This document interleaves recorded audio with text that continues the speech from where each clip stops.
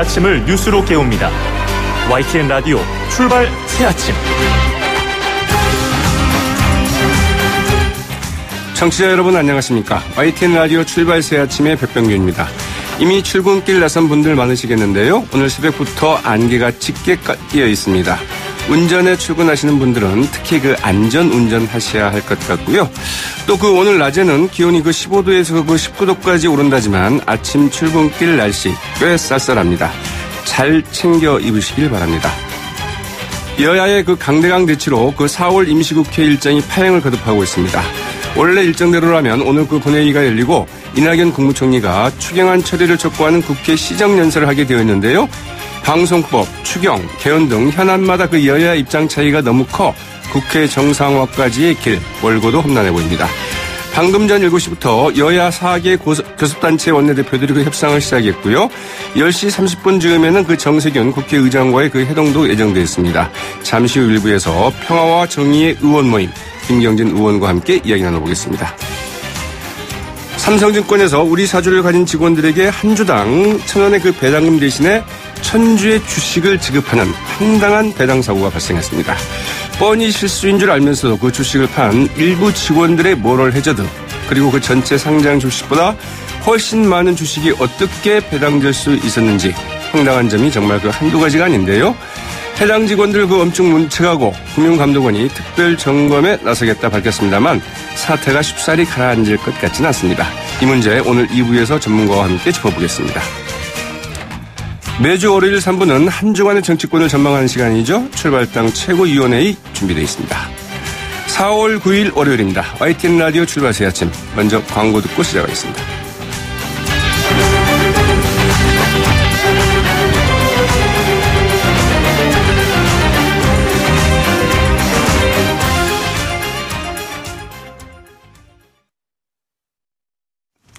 지금까지 들어온 뉴스 파이낸셜 뉴스 김성환 기자와 함께 짚어드립니다. 안녕하십니까? 네, 안녕하십니까? 오늘 이낙연 국무총리가 추경 국회 시정연설이 예정돼 있는데요. 그러나 네. 4월 임시국회가 공전을 거듭하는 상황이어서 과연 예정대로 진행될 수 있을지 의문이네요. 네, 여야 4개 교섭단체 원내대표들이 오늘 조찬 회동을 합니다. 4월 임시국회 정상화 방안과 개헌 등의 현안을 논의한다고 하는데요. 회동 시간이 오전 7시부터니까 현재 대화에 들어갔고요. 여야 원내대표들은 오전 10시 반에 또 정세균 국회의장 주재로 정례 회동을 갖게 되는데요. 아무래도 이번 회동에서 정상화 합의가 이루어질 것이냐가 관건이 되겠습니다. 네. 오늘 합의가 되면 이낙연 국무총리가 추가 경정예산 시정연설을 할 예정인데요. 쉽지는 않을 것 같습니다. 여전히 여야가 의견 차이를 많이 보이는 이슈가 많기 때문인데요. 방송법 개정안은 야당이 반대 중이고요. 또 개헌과 국민투표법 처리, 또 추경안 등의 핵심 쟁점도 견해차가 아직은 큰 상황이라고 합니다. 네. 그래도 본회의 개최는 합의하지 않을까요?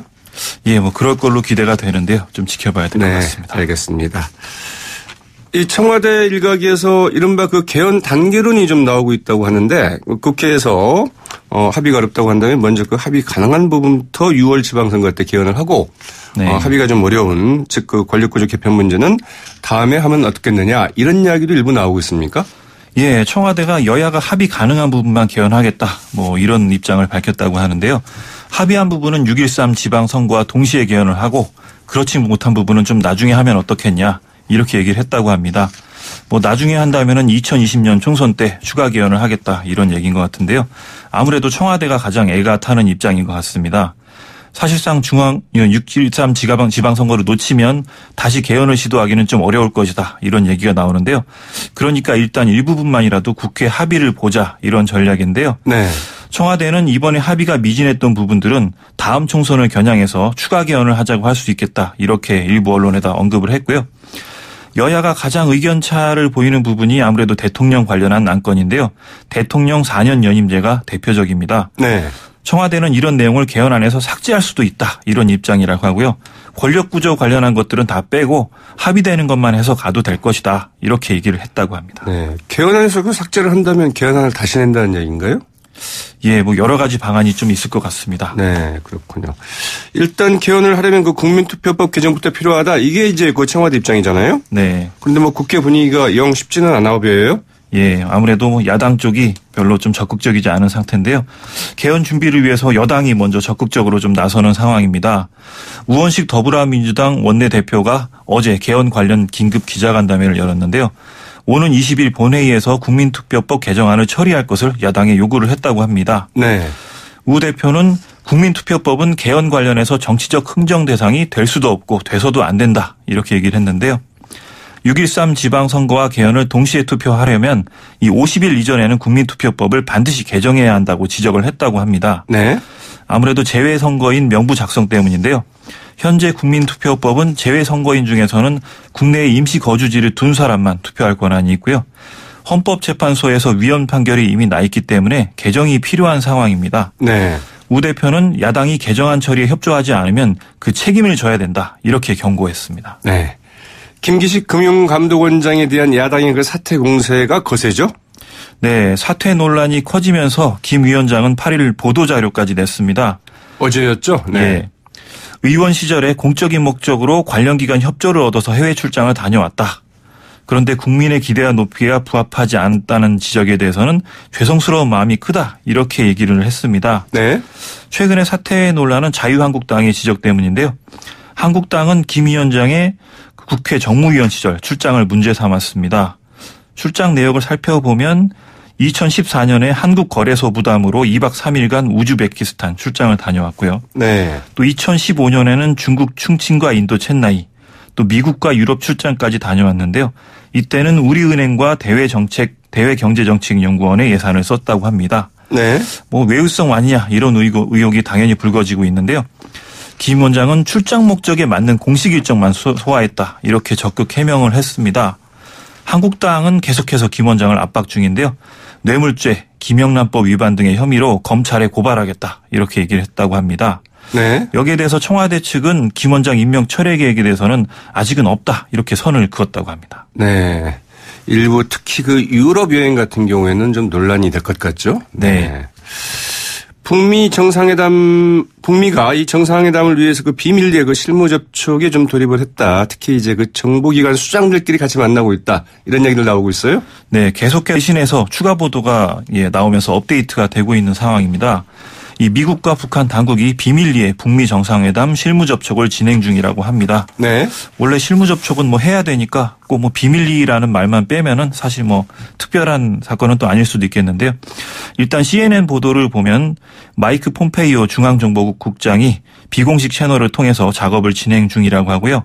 이미 양측에서 정보당국 관료들이 여러 차례 대화를 나눴다고 합니다. 네. 가장 뭐 중점적으로 논의되는 것이 회담 장소인데요. 일단 북측은 양국 현안을 제3국에서 논의하지는 말자 이런 입장이라고 합니다. 네. 평양이나 워싱턴 둘 중에 하나로 좁혀서 얘기하고 있다 이런 소식인데요. 북쪽 입장에서는 평양을 당연히 밀고 있고요. 양측이 자국 수도를 원할 경우에는 제3국이 될 가능성이 높습니다. 네. 뭐 여러 가지 대안들이 나오는데 몽골 수도인 울란바토르를 대안으로 거론하는 얘기도 있고요. 또 한국도 대안 중 하나다 이런 얘기가 나옵니다. 이렇게 비공식 실무 접촉이 열리는 이유는 국무부 장관이 현재 지금 공석이기 때문인데요. 네. 폼페이오 국장이 장관 내정자인데 현재는 의회 인준 절차를 기다리고 있습니다. 일단은 북한도 준비회담에는 적극적이라고 하는데요. 북미 정상회담에 아직까지는 균열 조짐은 없어 보입니다. 네. 스웨덴도 그렇고 몽골도 그렇고 네. 이 북미 정상회담을 유치하는데 아주 적극적이라고 그래요? 예, 네. 어떻게 유치하느냐에 따라서 자기 나라 위상도 올라가기 때문에. 그러니까요. 네. 이런 날이 올까 싶었는데 말이죠. 네. 검찰이 오늘 그 이명박 대통령을 이제 그 기소하게 되죠? 네, 검찰이 오늘 이명박 전 대통령을 재판에 넘길 예정입니다. 수사팀은 대부분 지난 주말에 출근해서 참고인 조사를 거의 마쳤는데요. 검찰은 이 전 대통령 구속 후에 3차례 옥중 조사를 시도했는데 이 전 대통령이 거부하면서 수사를 진전시키지는 못했습니다. 이 전 대통령은 옥중 조사를 계속해서 거부하는 상황인데요. 아무래도 뭐 검찰을 불신하겠다 이런 의지를 보이는 것 같습니다. 현재 공소장이 될 예정에는 14개 안팎의 공소 사실이 담길 네. 예정인데요. 네. 가장 큰 혐의는 아무래도 자동차 시트 업체 다스와 관련한 건입니다. 알겠습니다. 자, 이 생활고에 그 시달리다가 그 스스로 목숨을 끊었던 이 송파 세모녀 사건 많은 분들이 좀 기억하실 텐데요.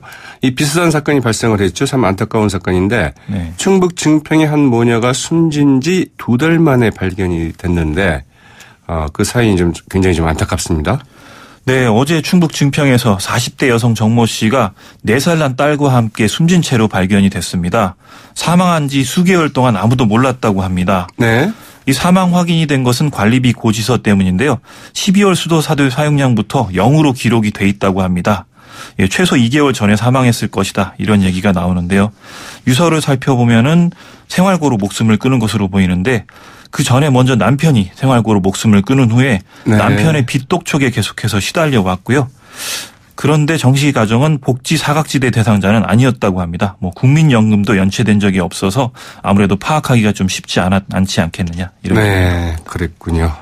아무튼 좀 이런 죽음들이 좀 되풀이 안 됐으면 하는데 말이죠. 네. 예.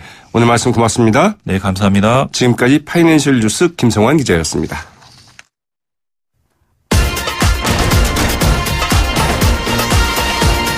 여러분이 지금 듣고 계신 주파수는 FM 94.5MHz입니다. YTN 뉴스 FM.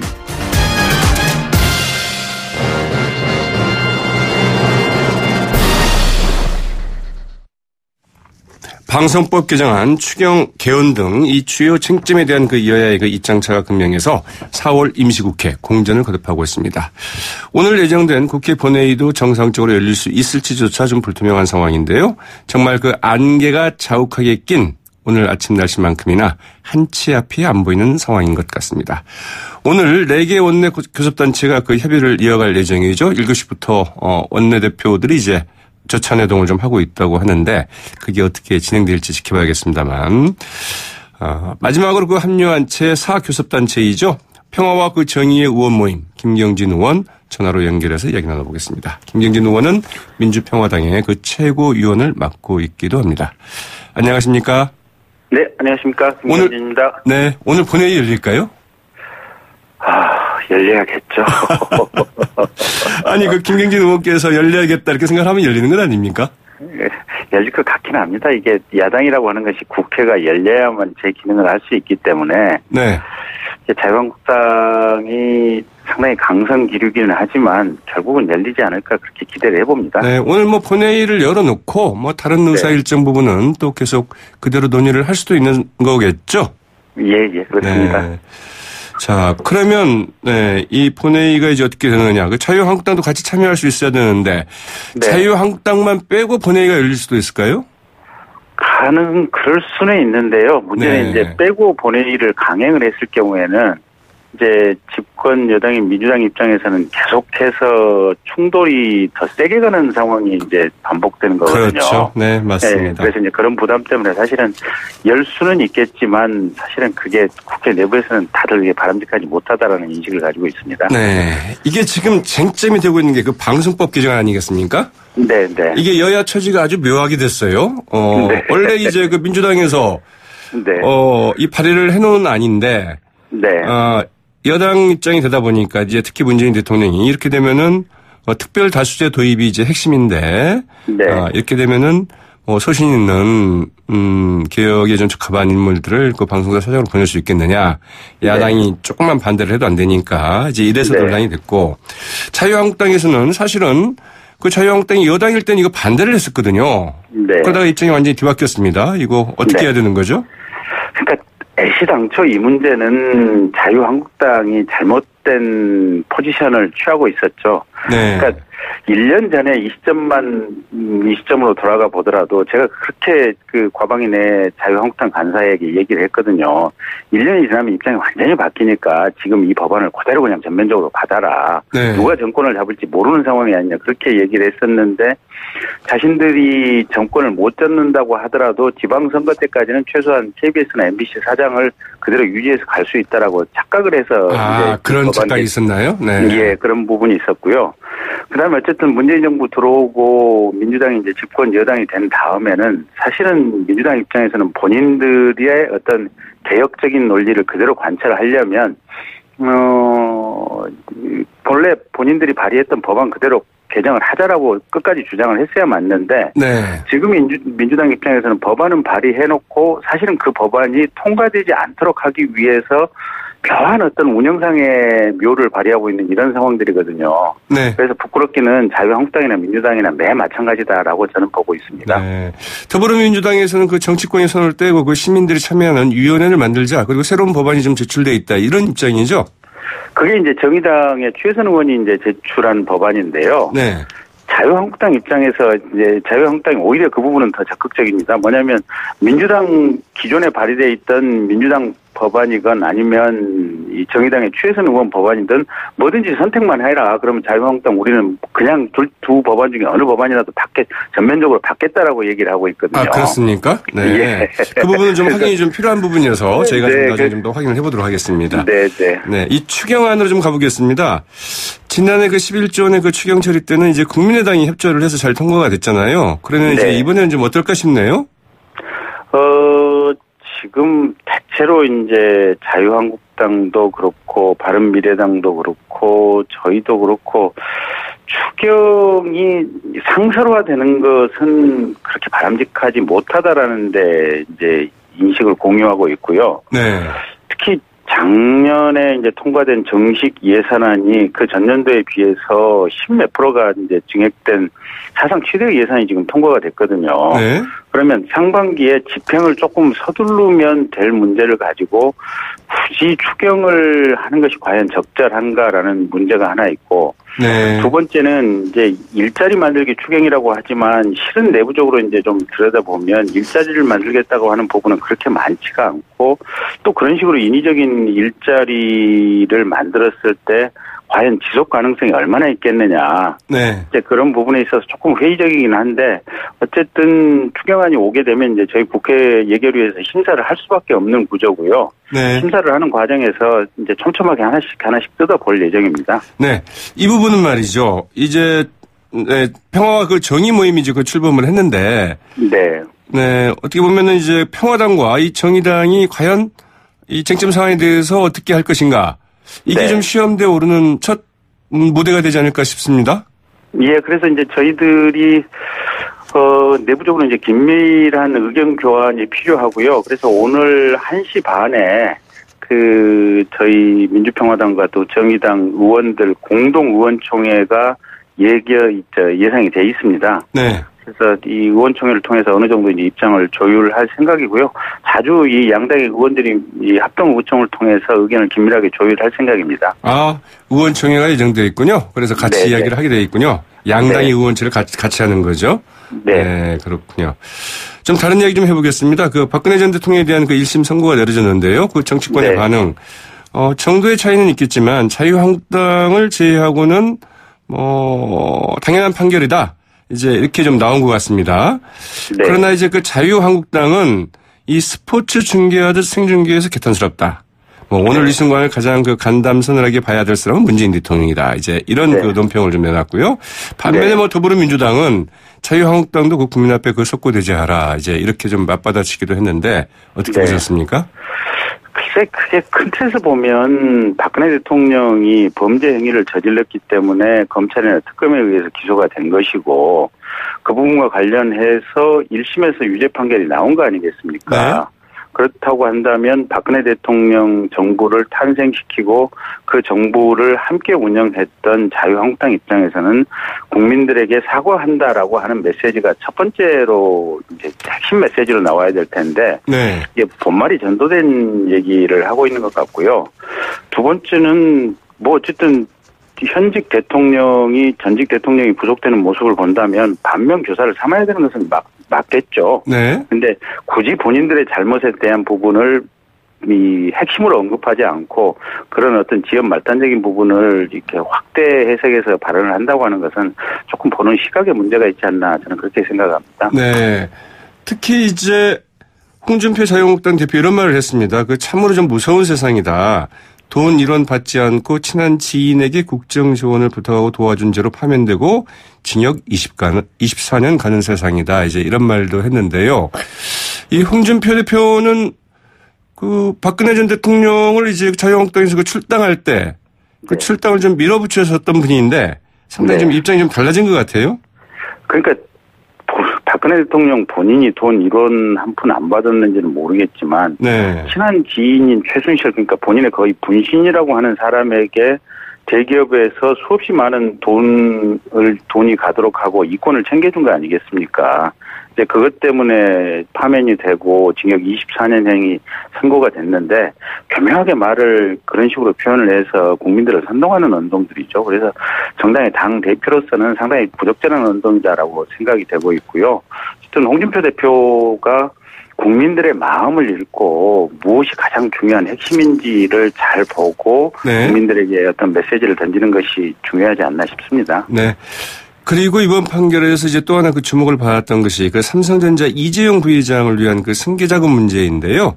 네. 어떻든 이번 재판부도 이재용 부회장을 위한 그 승계자금과 이를 위한 그 삼성의 로비는 없었다. 이제 네. 이런 판단을 한 게 아닌가 싶습니다. 네. 여기에 대해서 결국 그 삼성 봐주기다. 이제 이런 비판이 나왔습니다만 일각에서는 오히려 이재용 부회장이 그 다시 감옥에 갈 가능성도 커졌다. 이런 이야기도 나오던데 이게 좀 어떻게 된 이야기인가요? 그러니까 이제 그 삼성 관련된 공소 사실은 직접 뇌물죄로 기소된 부분이 있고요. 네. 그 다음에 제3자 뇌물죄로 기소된 부분이 있고 이제 두 가지 죄명으로 동시에 기소가 됐습니다. 네. 근데 이제 직접 뇌물죄로 기소된 부분은 이재용 부회장 항소심 때 36억 원만 인정이 됐는데 네. 그게 이제 이 말 직접 교부받은 부분까지 뇌물로 포함이 돼서 72억 원으로 늘었기 때문에 요번에 이제 박근혜 대통령에 대한 판결이 그대로 논리가 유지가 된다면 이재용 부회장 측에 상당히 불리하게 작용할 수 있는 것은 분명하고요. 네. 특히 그와 관련해서 안종범 씨 이제 수첩의 증거 능력이 인정이 됐기 때문에 좀 불리하게 작용할 가능성이 좀 더 높아 보인다라는 게 있고, 다만 이제 제3자 뇌물죄 부분과 관련해서는 직접 청탁성이 인정이 돼야 되는데 그 부분이 여전히 인정이 안 됐기 때문에 삼성으로서는 조금 안도의 숨을 쉴 수 있는 여지가 있어서 네. 삼성에서는 보면 반은 이기고 반은 졌다라고 보여져서 큰 틀에서 보면 삼성에게 조금 좀 불리한 상황으로 가지 않았나 싶습니다. 네. 그 뇌물 액수가 커지면서 사실은 만약 이게 그대로 확정이 된다면 집행유예로 그냥 풀어주기가 좀 어렵게 된다는 거죠. 네. 예, 그렇습니다. 네. 어쨌든 이제 이 박근혜 전 대통령의 그 국정농단 사태로 현재 그 정치권에서 이제 견눈이가 이루어지고 있는 것 아니겠습니까? 근데 이제 그 권력구조 개편에 대해서 여야 간의 그 시각 차이가 너무 커서 잘 안 되고 있는데. 네. 어떻게 보고 계십니까? 그러니까 이제 사실은 지금 문재인 대통령 개인에 대한 지지와 인기가 워낙 높기 때문에 지금 정부에서 제출한 개헌안에 대해서 국민들의 이제 호응이 비교적 높은 편이다라고 이제 저희는 그렇게 분석을 하고 있는데요. 네. 실은 문재인 대통령도 대통령 중심제의 현재의 헌법 구조에서 선출된 대통령이고 지금 구속돼 있는 박근혜 전 대통령이나 이명박 전 대통령도 문재인 대통령과 똑같은 대통령 중심제의 헌법 구조 하에서 선출이 됐던 대통령들이거든요, 보면. 네. 그래서 이 문재인 대통령이나 박근혜 전 대통령, 이명박 전 대통령 이 모든 사람이 현재의 헌법 체계에 의해서 선출이 돼서 대통령으로서 직무를 수행했던 사람들입니다. 이건 이제 무슨 말이냐면 그 대통령 한 사람의 개인적인 성향에 따라서 징역을 갈 정도로 범죄적으로 대통령직을 운영할 수도 있고 또 잘할 수도 있고 이런 극단적으로 왔다 갔다 할 수 있는 이런 허점들이 있기 때문에 네. 그래서 권력을 조금 여기저기 분산해서 이렇게 운용을 하는 것이 국가 전체적으로 현명한 판단이다라고 하는 것이 네. 개헌 논의의 첫 출발점이거든요. 그래서 지금 현재의 정부안만 가지고는 이 현재의 헌법 대통령 중심제, 제왕적 대통령 중심제의 어떤 권력 구조의 문제점을 해결하기에는 많이 부족하다라고 보고 있습니다. 네, 한마디만 간략하게 여쭙겠습니다. 그러면 그 청와대에서는 단결론, 즉 그러면 권력 구조 개편은 이번에 빼고 다른 것부터 좀 하고 가면 어떻겠느냐 이런 이야기도 나오고 있는데요. 어떻게 보십니까? 글쎄 굳이 그렇게 할 필요 있나 싶습니다. 어차피 논의가 시작이 됐고 이제 사당의 원내대표들이 이렇게 저렇게 협의를 하고 있는 과정이니까요. 네. 굳이 이번 지방선거에서 표결을 하지 않는다고 하더라도 자유한국당도 지금 연말까지는 하겠다라는 입장 아니겠습니까? 네. 그러면 완비시켜서 그냥 연말에 이렇게 일괄적으로 표결을 하는 것이 아마 가장 좋은 방법이 아닌가. 개헌은 어떻든 한 번에 일괄해서 하는 게 좀 낫겠다 이런 이야기군요. 네. 네. 오늘 말씀 고맙습니다. 네, 고맙습니다. 지금까지 민주평화당 김경진 최고위원이었습니다. YTN 라디오 출발 새 아침 1부는 여기까지입니다. 저는 잠시 후 2부에 다시 찾아오겠습니다. 소통의 아침을 여는 공정한 목소리 YTN 라디오 출발 새 아침. YTN 라디오 출발 새 아침 2부 순서 시작할 텐데요. 먼저 광고 듣고 오시겠습니다. 증권 사상 최악의 배당 사고가 발생했습니다. 우리 사주를 가진 삼성증권 직원들에게 배당을 하면서 한 주당 1,000원의 배당금을 줬어야 하는데 1,000원이 아닌 무려 그 1,000주의 주식을 지급하는 사태가 벌어진 건데요. 28억 원의 그 현금이 배당됐어야 했는데 28억 주가 이제 입금이 된 것이죠. 금액으로 따지면 110조가 넘는다고 합니다. 어떻게 이런 일이 일어날 수 있었던 건지 자본시장연구원 황세훈 연구위원 전화로 연결해서 그 자세한 이야기 들어보도록 하겠습니다. 안녕하십니까? 네, 안녕하세요. 네, 이런 일이 좀 과거에도 있었나요? 네, 비슷한 사건이 간헐적으로 이제 전 세계, 우리나라뿐만이 아니라 전 세계 금융시장에서 가끔 한 번씩 발생하는 사고인데요. 네. 이런 사고가 이제 반복적으로 발생하다 보니까 입력 실수 사고를 지칭하는 팻핑거라는 용어도 생겨날 정도였습니다. 네, 다시 한번 말씀해 주실까요? 네, 팻핑거라고 이렇게 손가락이 뚱뚱해지면 네. 이렇게 타이핑을 하다가 옆에 키를 잘못 누르는 상황이 발생할 수 있잖아요. 그렇죠. 네, 그래서 팻핑거라는 전문적인 용어까지 생기는 네. 정도거든요. 우리나라 경우를 살펴보면 지난 2013년에 한맥투자증권이라는 회사가 옵션 가격을 잘못 주문 실수로 이제 462억 원의 손실을 입고 파산한 사건이 있었고요. 네, 그랬었죠. 네네. 일본에서도 사실 비슷한 사례가 있었는데요. 2005년이었습니다.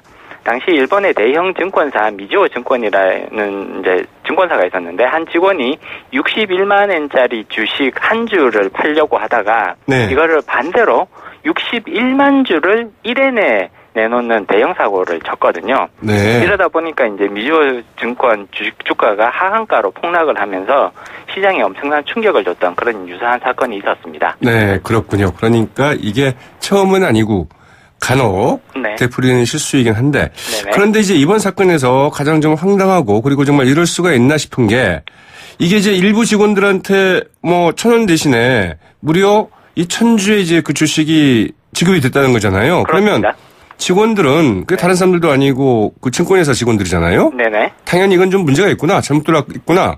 이제 이렇게 확인을 하지 않았겠습니까? 네네. 그런데 이거를 그냥 20분 만에 네네. 이걸 다 팔아치운 이제 직원들이 있고 이것 때문에 이제 그 주가가 그냥 11% 넘게 폭락하지 않았습니까? 네, 사실 이 부분이 매우 안타까운 부분인데요. 안타까운 게 아니라 이건 좀 안타깝다고 봐야 되나요? 네네. 네. 증권사 직원 같은 경우에는 이제 금융시장 관행이나 혹은 주식 거래에 대해서 매우 익숙한 인력들이라고 봐야 되거든요. 네. 따라서 자신의 주식 계좌의 상식 수준으로 설명하기 힘든 대량의 주식이 입고되었다면 이건 당연히 뭔가 착오가 있다 이렇게 의심을 하고 여기에 대해서 확인 작업을 진행하는 것이 기본이라고 봐야 되거든요. 네.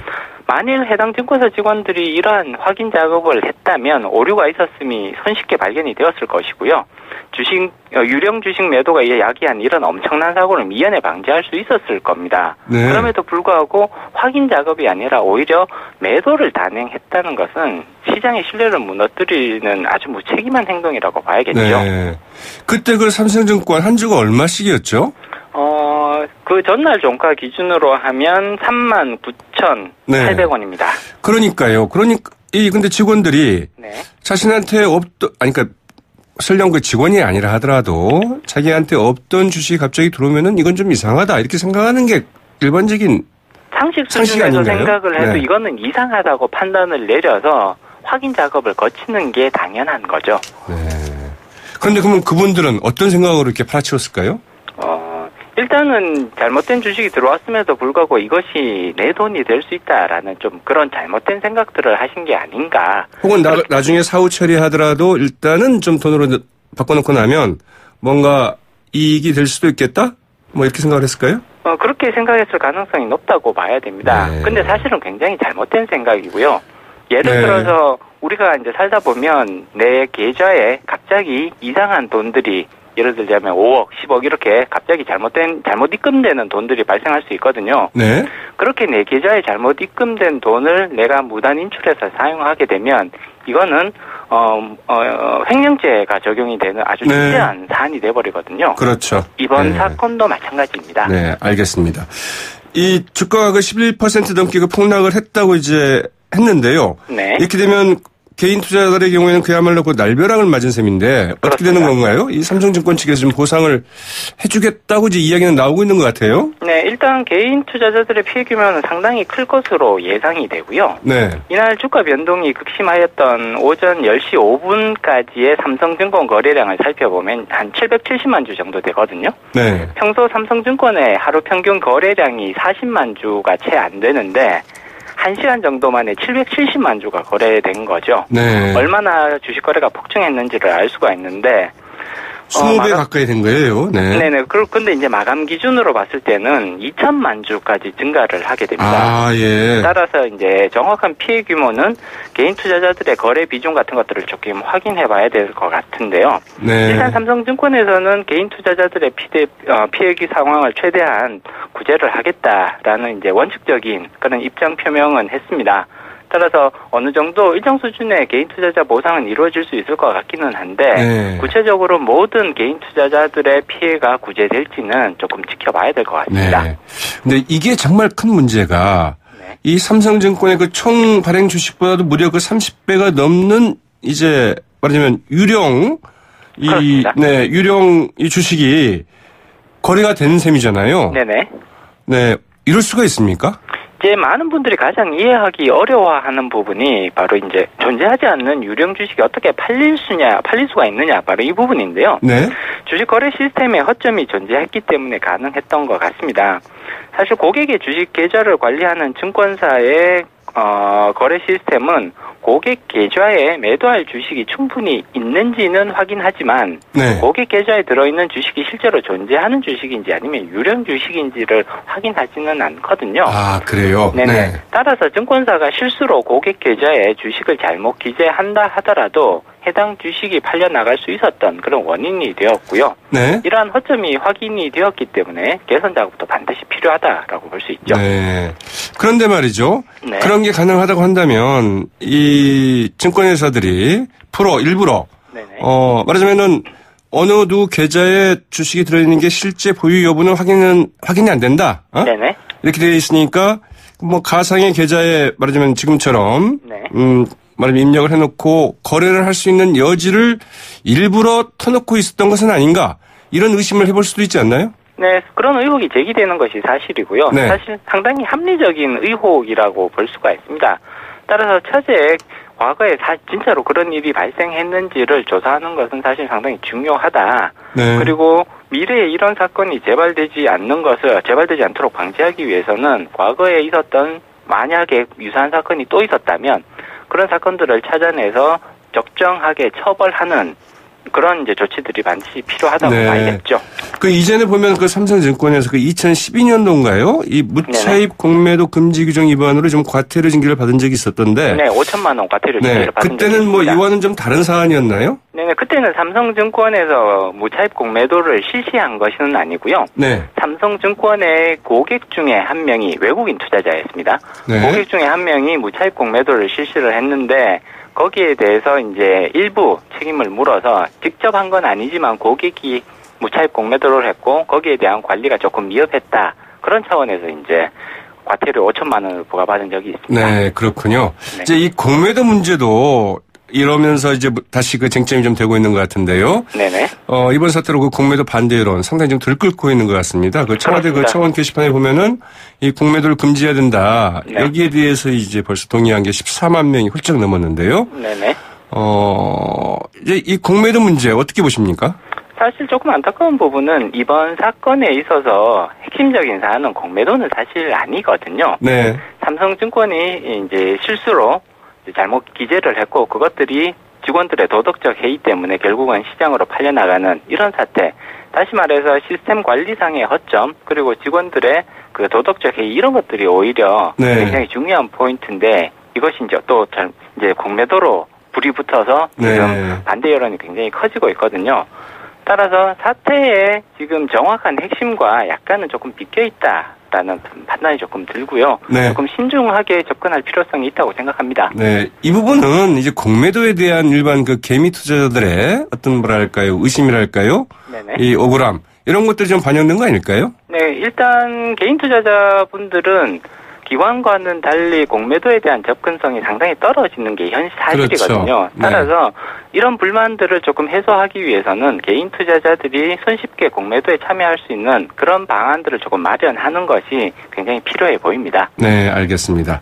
이 금융감독원도 이번 사안 그 집중 점검을 하겠다. 그래서 오늘부터 뭐 특별 점검에 나선다는 소식인데. 네네.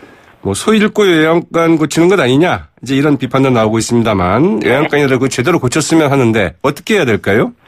일단 허점이 드러난 그 고객 계좌 관리 방식과 그다음에 이제 증권사들의 내부 통제에 관련된 부분들을 강화할 필요성이 있습니다. 네. 사실 직원들의 이상 행동 내지는 이상 주식 거래에 관련해서 증권사들의 내부 통제 시스템이 정상적으로 작동을 해야 되는데 이런 부분에서는 좀 아쉬운 부분이 있거든요. 네. 따라서 증권사들이 임직원들의 이상 거래 활동을 조금 더 강력하게 감시할 수 있는 내부 통제 시스템을 확대하는 그런 부분들이 반드시 필요하고요. 네. 또 한 가지의 그 증권 거래 시스템에 있어서 이렇게 유령 주식이 또다시 거래에 나올 수 있는 이런 상황이 반복되면 안 되거든요. 네. 따라서 거래상에서 주식을 확인하는 그런 거래 절차를 강화하는 이런 시스템 보완이 필요하다고 보입니다. 네. 그 삼성증권 직원들이 네. 이 자기 계좌로 입금된 이런 주식들을 그냥 팔아치웠다. 이 소식 들었을 때 네네. 같은 이제 업종에 있는 전문가로서 어떤 생각이 가장 먼저 드셨습니까? 그냥 굉장히 큰 이제 실망감과 그리고 굉장히 오히려 부끄럽다라는 생각을 많이 하게 되었습니다. 사실 앞서도 말씀드렸듯이 증권사 직원이라면 당연히 여기에 뭔가 착오가 있다. 네. 그리고 문제가 있다라는 사실을 인지를 하고 확인을 하고 문제 해결을 위해서 먼저 노력을 했었어야 되는데 그런 네. 것이 아니라 물론 굉장히 극소수 일부 직원들이기는 합니다만 이런 부분들을 개인적인 그런 사리를 채우기 위해서 악용을 했다라는 점은 사실은 굉장히 실망스러운 부분이라고 볼 수밖에 없거든요. 네. 증권업계 반응은 좀 어떻습니까? 일단 증권업계는 이러한 사건이 발생할 수 있다는 사실에 굉장히 큰 놀라움을 표시를 하고 있고요. 네. 이러한 사태가 재발되지 않도록 시스템적으로 보완을 하는 것이 사실은 굉장히 중요하다. 알겠습니다. 그렇게 네. 판단하고 있습니다. 고맙습니다. 네네. 감사합니다. 지금까지 자본시장연구원 황세훈 연구위원이었습니다. YTN 라디오 출발 새 아침 2부 순서는 여기까지입니다. 잠시 후 3부에 다시 찾아오겠습니다.